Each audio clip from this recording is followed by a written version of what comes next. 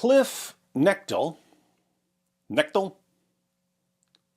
Knechtle, Knechtle, the K silent, Knechtle, Knechtle, Knechtle. Talk about a lot of different things, Pastor Cliffe Knechtle. Cliffe Knechtle, who has 6 consonants and only 2 vowels in his last name, is a Christian pastor who rolls up on college campuses and has free-for-all debates with swarms of reality-challenged 19-year-olds. But when Pastor Cliffe showed up to talk to one group of students, he wasn't expecting Muhammad in the Bible.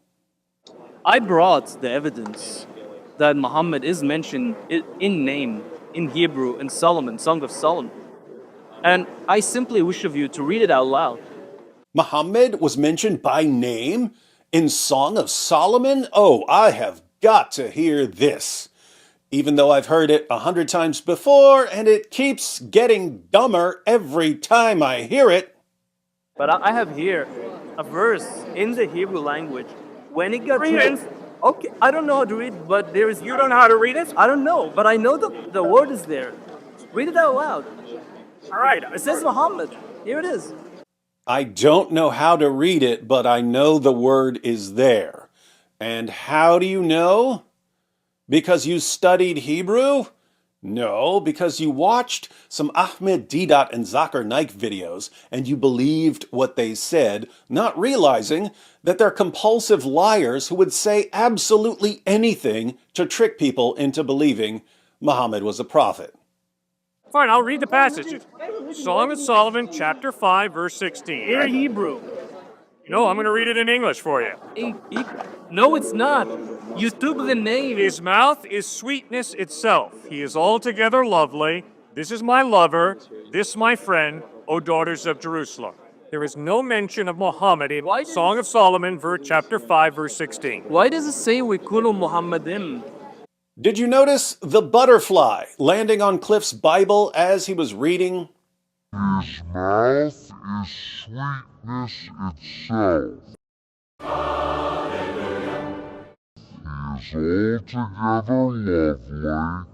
If a butterfly had landed on the Quran as a Muslim was reading it, our Muslim friends would be shouting from the rooftops, "You see, this is the proof that Islam is true."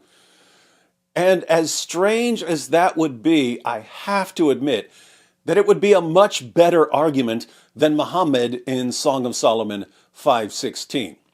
But our friend asked about the Hebrew. Why does it say we kulu Muhammadim? Why does the verse have the word Muhammadim? That's the argument, by the way. The Hebrew word is a form of Mahmad, which our Muslim friends assert is actually the name Muhammad. Muhammad, Mahmad. Muhammad, Mahmad. Sounds kind of similar. Why would Song of Solomon 5:16 use the word Mahmad? Maybe because it's the Hebrew word for something lovely or desirable, and that's the word the bride in this love poem uses to describe her husband, Solomon? Song of Solomon is a short poetic book about a loving, physical, sexual relationship between Solomon and his bride. They go back and forth praising each other's bodies. For instance, in chapter 7, verses 1 through 3, Solomon says to his bride, "How beautiful your sandaled feet, O prince's daughter." Sexy. "Your graceful legs are like jewels, the work of an artist's hands." Sexy. "Your navel is a rounded goblet that never lacks blended wine." Sexy. "Your waist is a mound of wheat encircled by lilies." Sexy. "Your breasts are like 2 fawns, like twin fawns of a gazelle." Yowza. Solomon praises her body a lot, and she praises his body a lot. In Song of Solomon 5, after praising his body part by part, she concludes by saying he is altogether lovely. Our Muslim friends tell us that the word lovely here is the name Muhammad. So the verse should be translated, he is altogether Muhammad. Sadly, Cliffe just isn't interested in playing this game. And it is not talking about an historical Muhammad. It's not even referring to him, sir. You're playing a little semantic game. It's not gay. You want to play a game? We'll go play basketball, okay? Why do I'm you- not out here to play semantic games. Why do you refuse to look at it? But our Muslim friend points out that if Cliffe simply understood the Hebrew, he would see Muhammad there. The name Muhammad means the one who is altogether lovely, which is the thing that you read. But then when you translate the name Muhammad to altogether, you miss the name Muhammad. If you became the masters in the biblical religion, you will never recognize it was Muhammad because the name was taken. Who had masters in it? Do you have masters in it? He said the name Muhammad means altogether lovely. It doesn't. The Arabic name Muhammad means praiseworthy. The word in Song of Solomon 5:16 is mahmad, which means lovely or desirable. Think about this. There's an Arabic name, Muhammad. There's a Hebrew word, mahmad, that's used about a dozen times in the Old Testament. The words sound somewhat similar. And Muslims argue that since they sound similar, they're actually referring to the same thing. We call this the phonic fallacy.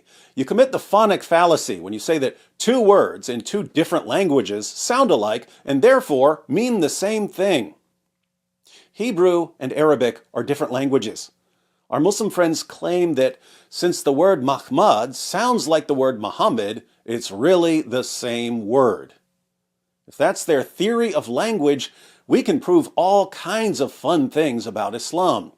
For example, many Muslims shout Allahu Akbar in various situations. In Arabic, Allahu Akbar means God is greater. Allahu, Allah is, Akbar, greater. Makes perfect sense in Arabic.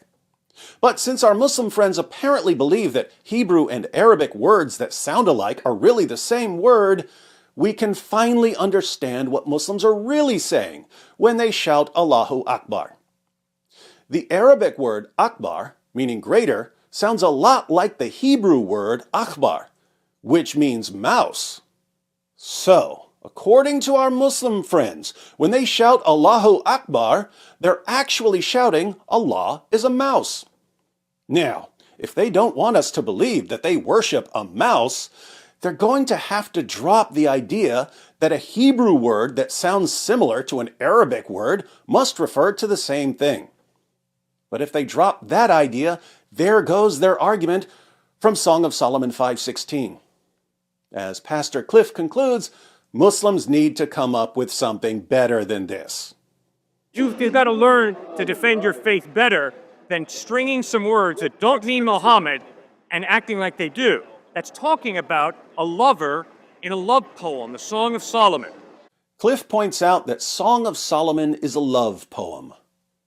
It is. In fact, if we want to lay this argument to rest in Islam's cemetery of absurd arguments, right between the argument from the perfect preservation of the Quran and the argument from scientific miracles, all we need to do is read the chapter and see if the Muslim interpretation makes any sense whatsoever. Here goes. Song of Solomon, chapter 5. This is Solomon speaking, but since our Muslim friends think the bride is talking about Muhammad, this would actually be Muhammad, according to them. He says, I have come into my garden, my sister, my bride. I have gathered my myrrh with my spice. I have eaten my honeycomb and my honey. I have drunk my wine and my milk. Uh-oh, Muhammad was drinking wine, hypocrite. And here we have the friends who say, eat, friends, and drink. Drink your fill of love. And the bride says, I slept, but my heart was awake. Listen, my beloved is knocking. Open to me, my sister, my darling, my dove, my flawless one. My head is drenched with dew, my hair with the dampness of the night. I have taken off my robe. Must I put it on again? I have washed my feet. Must I soil them again? My beloved thrust his hand through the latch opening. My heart began to pound for him. I arose to open for my beloved, and my hands dripped with myrrh, my fingers with flowing myrrh on the handles of the bolt. I opened for my beloved, but my beloved had left. He was gone. My heart sank at his departure. I looked for him, but did not find him. I called him, but he did not answer. The watchmen found me as they made their rounds in the city. They beat me, they bruised me, they took away my cloak, those watchmen of the walls. Daughters of Jerusalem, I charge you, if you find my beloved, what will you tell him? Tell him I am faint with love. Love for whom? For Solomon, her husband? Or for Muhammad, a fake prophet who wouldn't be born for about another 1,500 years? The friends ask, how is your beloved better than others, most beautiful of women? How is your beloved better than others that you so charge us?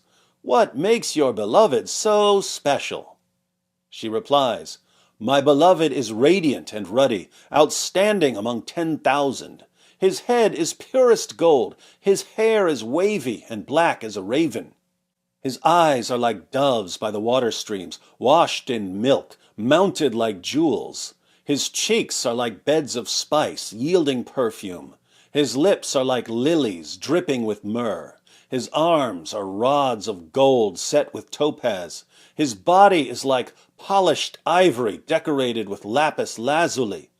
His legs are pillars of marble set on bases of gold. His appearance is like Lebanon, choice as its cedars. His mouth is sweetness itself. He is altogether Muhammad. This is my beloved, this is my friend, daughters of Jerusalem. Seems like altogether lovely would make perfect sense, since she just described his body part by part. But Dawagandists insist that Mahmud is the name Muhammad, and that Solomon's wife was some sort of prophetess with an adulterous mind who was lusting after Muhammad's hot bod 1,500 years before he was born. So, are you convinced by one of the most popular arguments for Muhammad in the Bible? Are you convinced that Solomon's wife was in love with Muhammad, and that the Song of Solomon is a book of love poetry between Muhammad and a woman who had been dead for 15 centuries? Or are you convinced that Dawa is the most embarrassingly idiotic nonsense the world has ever seen? Share your thoughts on this argument in the comments section.